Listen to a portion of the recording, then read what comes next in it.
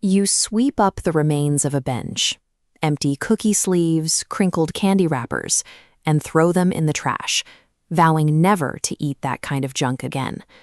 But a few hours later, in a trance, you're stumbling back to that same trash can, digging out those very same cookies to polish them off. What follows isn't satisfaction. It's a crushing wave of self-disgust. You're left staring at the bottom of an empty container, wondering how someone so capable and put together in every other area of life could lose control. The standard response to this kind of breakdown is predictable. We blame ourselves, white-knuckle our way through the guilt, swear tomorrow will be different, make a desperate vow of willpower, and download a strict new diet plan. This exhausting cycle relies on a flawed assumption. We have been conditioned to believe that overeating is a simple lack of discipline, a moral failure that can be cured with a stricter set of rules. To see the flaw in that logic, look at this chart tracking data from the British Medical Journal. Researchers followed 22,000 adults across 14 popular diets. Notice the trend.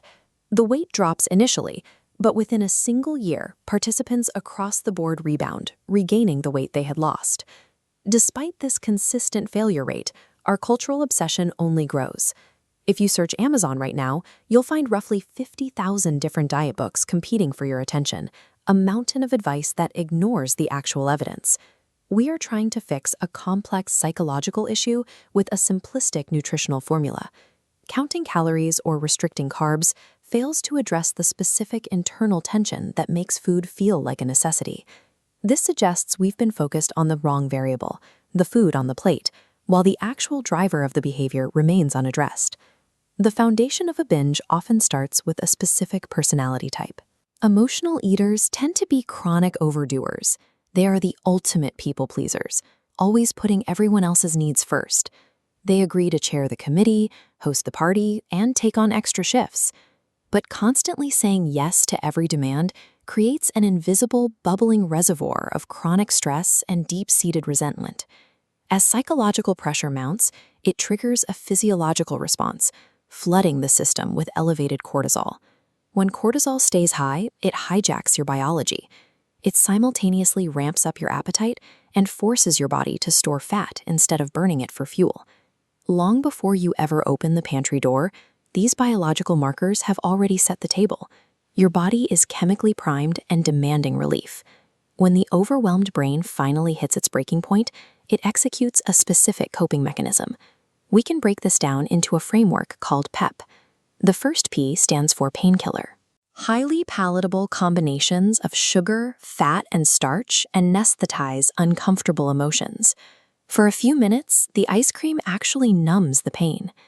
The E is for escape. When family stress or financial anxiety becomes too intense, curling up in front of the TV with a bag of chips provides a temporary, reliable mental checkout from reality. And the final P is punishment. Because overeaters often feel guilty and are incredibly hard on themselves, they may eat past the point of fullness, using food to induce a state of physical sickness. But the relief is fleeting. The moment the food is gone, the anesthesia wears off, and the brain crashes back into shame and self-hatred. This is how the loop completes itself. The shame from the binge drives you to start another restrictive diet. That diet adds even more stress to your life, which spikes your cortisol and restarts the exact behavior it was supposed to cure. Overcoming emotional eating is uniquely difficult compared to other addictive habits. An alcoholic can stop buying alcohol, and a smoker can throw away their cigarettes, but you have to eat. Trying to control a binge habit is like taking a wild, growling tiger out of its cage 3 times a day, trying to pet it like a house cat, and then coaxing it back inside without getting mauled. Because total abstinence from food is impossible, trying to white-knuckle your way through meals will always fail. Your only viable defense is internal emotional regulation. You cannot manage your diet without first addressing the underlying emotional driver of the hunger. Severing the loop requires active intervention. The first step is replacing the food anesthetic with proactive self-care. Practices like daily meditation or journaling provide the emotional release your brain is craving without the metabolic crash. Next, you have to establish boundaries. Learning to say no to extra obligations directly lowers your cortisol levels. It dismantles the burnout that makes you feel like you deserve a binge at the end of a hard day. Finally, you need community support. Connecting with others who understand the specific shame of this behavior removes the secrecy that allows these loops to thrive.